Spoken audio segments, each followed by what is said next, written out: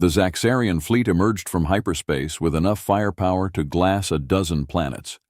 Their crystalline ships, each the size of Manhattan, cast prismatic shadows across Earth's surface as they positioned themselves strategically around the planet.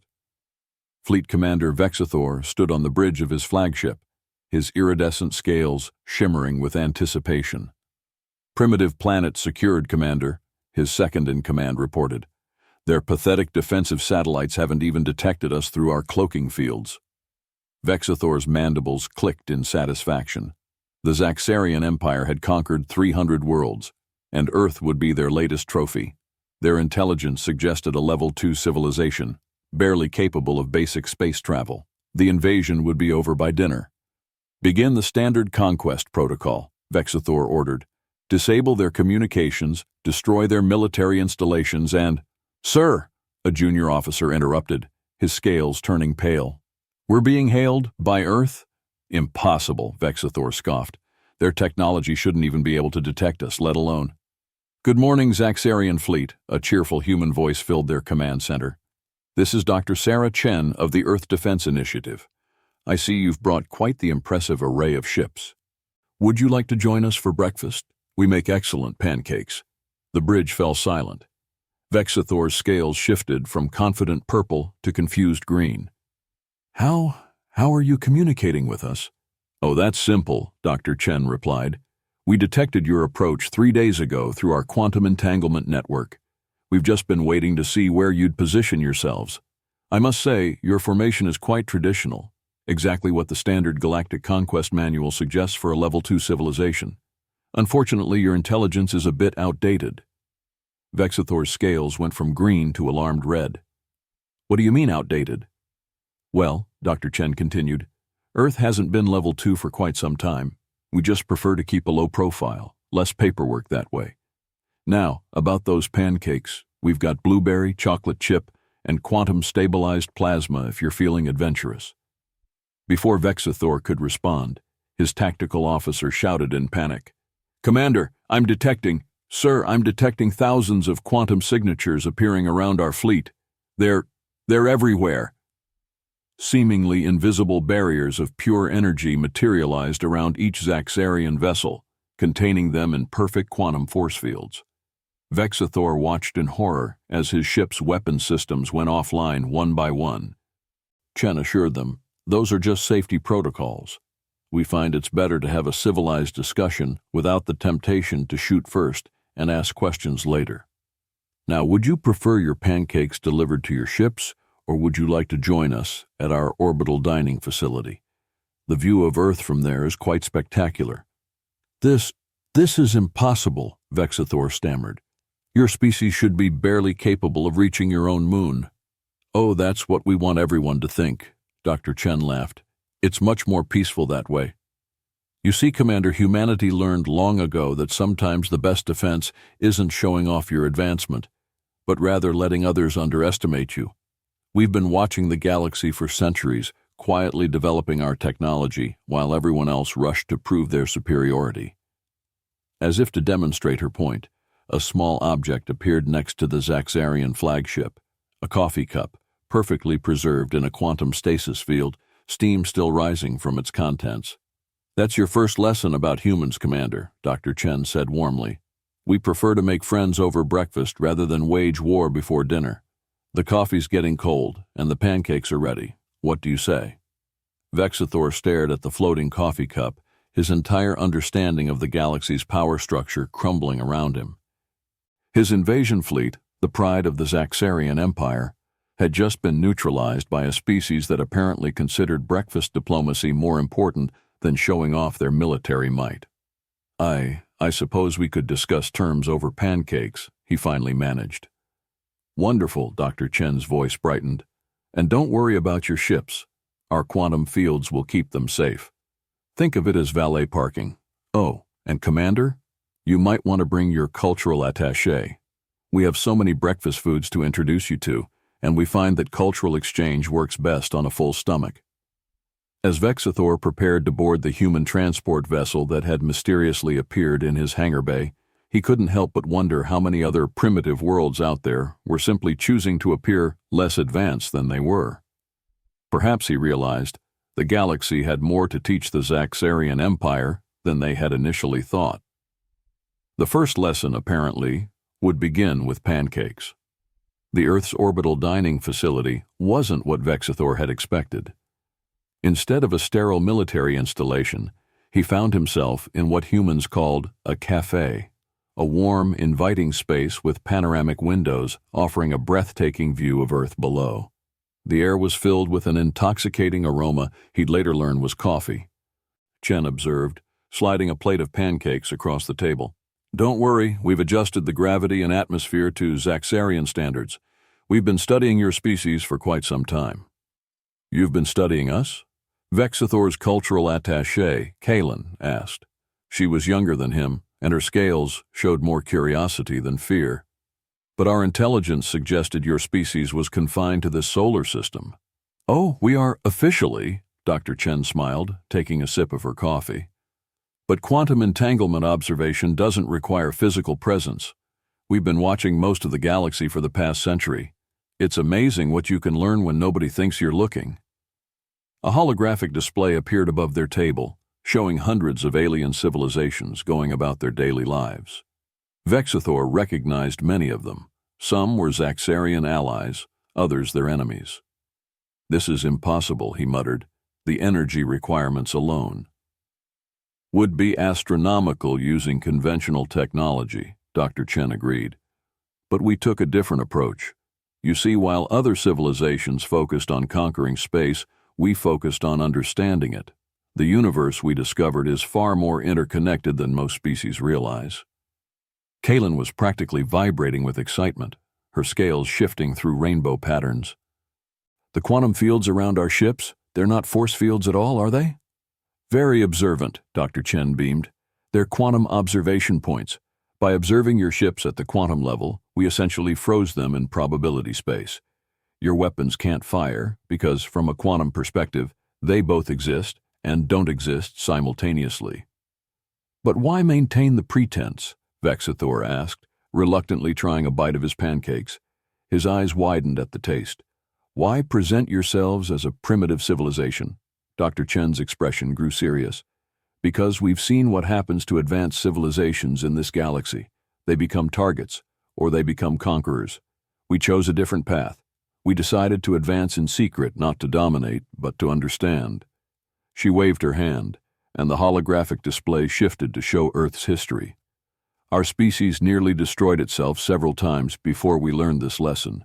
We fought wars, split atoms, poisoned our planet, all in the name of proving our superiority. Then we discovered quantum consciousness, and everything changed." "Quantum consciousness?" Kaylin leaned forward, fascinated. "The ability to observe and influence reality at its most fundamental level," Dr. Chen explained. "We learned that consciousness itself is a quantum phenomenon. Once we understood that, technological advancement became almost secondary to philosophical advancement." A small drone appeared, refilling their coffee cups. Vexithor noticed it didn't move like any robot he'd seen. It seemed to exist in multiple places at once, only becoming solid when it needed to interact with something. "So what happens now?" he asked. "Our fleet is neutralized, our invasion thwarted. By our laws, we should be your prisoners." Dr. Chen laughed. "Prisoners? No, Commander. We're hoping you'll be our students and perhaps our teachers too. There's so much your civilization knows that we'd love to learn. We're offering an exchange of knowledge, not a surrender." "But the Empire," Vexithor began, "will benefit far more from an alliance with Earth than from a failed invasion," Dr. Chen finished. "Besides, we make better pancakes than anyone in the galaxy. That alone should be worth a peace treaty." As if to emphasize her point, another plate of pancakes appeared on their table, these ones glowing slightly with quantum energy. "Now," Dr. Chen smiled, "who's ready to try our quantum-stabilized plasma syrup?"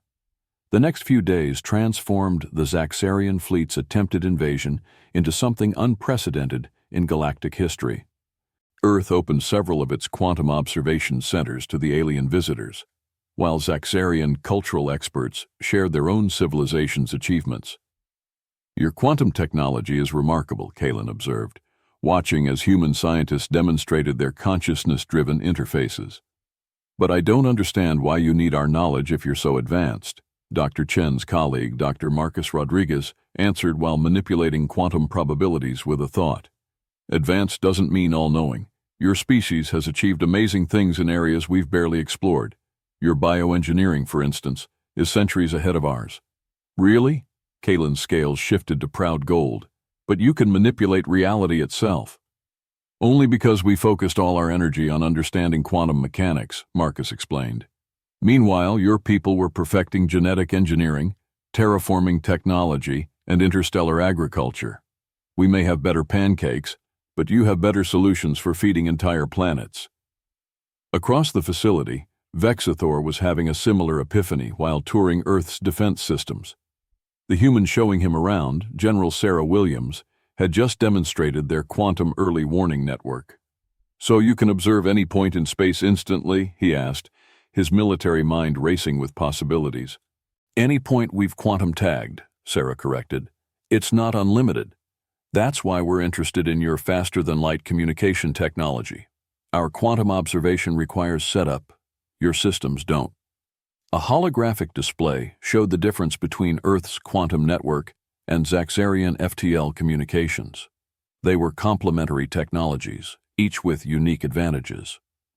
"I think I understand now," Vexathor said slowly. "You didn't stop our invasion because you wanted to defeat us." "We stopped it because we wanted to learn from you," Sarah finished, "and maybe teach you a few things in return." Meanwhile, in Earth's primary quantum research facility, Kalen was making a discovery that would change both civilizations forever. Working with Dr. Rodriguez, she had inadvertently combined Zaxarian bioengineering principles with Earth's quantum manipulation. "Look at this!" she exclaimed, her scales rapid cycling through colors in excitement. The display showed DNA strands being modified through quantum probability manipulation. "This is revolutionary," Marcus breathed.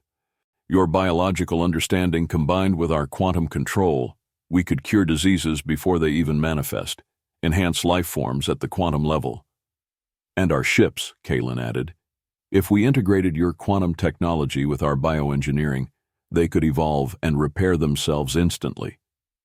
The implications were staggering.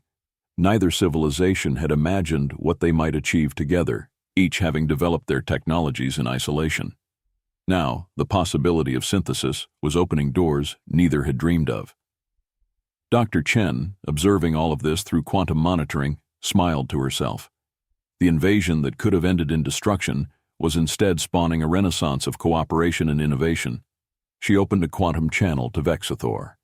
"Commander, I believe it's time to discuss that peace treaty, but perhaps we should expand it beyond just peace. What are your thoughts on a full technological and cultural exchange alliance?" Vexathor's response came with an image of his scales showing genuine enthusiasm. "I was just about to suggest the same thing. The Empire's Council will need convincing, but these results speak for themselves." "Excellent," Chen replied. "Shall we discuss it over dinner? We have something called pizza you really need to try." Through a combination of quantum projection and FTL communication, representatives from Earth stood before them as if physically present, their images perfect down to the quantum level. "Impossible," one council member hissed, his scales dark with disbelief. "No holographic technology could achieve this level of detail." "Not holographic," Dr. Chen corrected politely. "We're actually here in a quantum superposition state. Your scientists can verify we're as physically present as the probability matrix allows." Vexathor, standing beside her, addressed the council. "Honorable members, what began as a standard conquest has become an opportunity unprecedented in our history. Earth's advancement in quantum mechanics, combined with our own bioengineering expertise, could revolutionize both our civilizations." The council chamber's displays lit up with demonstrations of their combined achievements over the past week. Quantum-enhanced bioships that could heal themselves instantly, disease cured through probability manipulation, FTL communication enhanced by quantum entanglement. But why should we trust them? Another council member demanded. They hid their true capabilities from the galaxy. Because, Kaylin stepped forward, her scales showing the formal patterns of academic presentation. They understand something we've missed in our drive for expansion. True power isn't about domination, it's about understanding. She gestured, and the displays showed Earth's history. They nearly destroyed themselves through competition and warfare, just as we almost did. But where we chose to prove our superiority through conquest, they chose to advance in secret, seeking knowledge rather than power. And now, Dr. Chen added, we're choosing to share that knowledge with you, not because we have to, but because we believe both our civilizations will benefit from cooperation rather than conflict. The council chamber erupted in discussion, scales shifting through various emotional colors. Finally, the High Chancellor spoke. You could have destroyed our fleet, she observed. Instead, you offered breakfast. Why? Because, Dr. Chen smiled. In our experience, the best way to understand someone is to share a meal with them. It's hard to maintain hostility over good food and conversation. The Chancellor's scales showed thoughtful blue. And this treaty you propose, it's more than just peace? Much more, Vexathor confirmed. A full exchange of knowledge, technology, and culture. Earth's quantum science and philosophical insights combined with our biological engineering and spacefaring experience. Together, we could achieve things neither civilization could manage alone. Chen added with a slight smile, we really want to learn how you make those color-changing scales work. Our fashion industry would go crazy for that. The joke, translated perfectly through their combined communication systems, caused a ripple of amused color changes through the council chamber. The tension broke. Very well, the Chancellor declared, her scales shifting to the formal gold of official proclamation. Let it be recorded that on this day, the Zaxarian Empire enters into an alliance with Earth, not as conquerors or conquered, but as equals and partners in advancement. The treaty signing that followed was unprecedented in galactic history, the first ever conducted simultaneously through quantum superposition and traditional spacetime. As the documents were finalized, Dr. Chen turned to Vexathor. You know, she said, this is usually where we'd celebrate with champagne, but given your biology, we've prepared something special. She gestured, and quantum-stabilized glasses of a shimmering liquid appeared before each council member. What is this? The Chancellor asked, examining the iridescent drink. We call it a quantum sunrise, Chen explained. Your bioengineers helped us design it specifically for Zaxarian physiology. It's quite literally out of this world. 1 year after the failed invasion that led to an unprecedented alliance, the first joint Human-Zaxarian Research Institute opened in Earth's orbit. The massive structure, a perfect blend of Zaxarian bioengineering and human quantum architecture, hung in space like a shimmering jewel. Dr. Chen stood at the main observation deck, watching as ships from both civilizations docked smoothly at the quantum-guided ports. Beside her, Vexathor's scales showed the peaceful green of contentment. Hard to believe I came here to conquer your world, he mused. Now look at us. Our civilizations have advanced more in 1 year of cooperation than in the previous century of independent development. The quantum biological ships alone have revolutionized space travel, Kaylin added, approaching with a stack of research data pads. And wait until you see our latest project. We've finally cracked consciousness transfer between biological and quantum states. The implications were staggering. The ability to exist simultaneously as biological entities and quantum consciousness meant both species could explore the universe in ways previously thought impossible. Chen laughed. It all started with pancakes. Speaking of which, Vexathor's scales shifted to anticipatory purple. Isn't it time for the ceremonial First Contact Day breakfast? The council members are arriving soon. Already prepared, Chen gestured toward the quantum-enhanced dining facility. Though I must say your chef's addition of bioluminescent syrup was inspired. As if on cue, representatives from both civilizations began arriving. Human quantum physicists chatted animatedly with Zaxarian bioengineers. Cultural exchange officers from both species discussed the upcoming joint art exhibition, a fascinating blend of quantum probability painting and chromatic scale art. The High Chancellor herself arrived, her scales resplendent in diplomatic gold. Dr. Chen, Commander Vexathor Callan, the three who turned an invasion into a renaissance. Chancellor, Chen bowed slightly. We've prepared something special for today's celebration. Callan, would you do the honors? The young Zaxarian scientist activated a quantum field in the center of the room.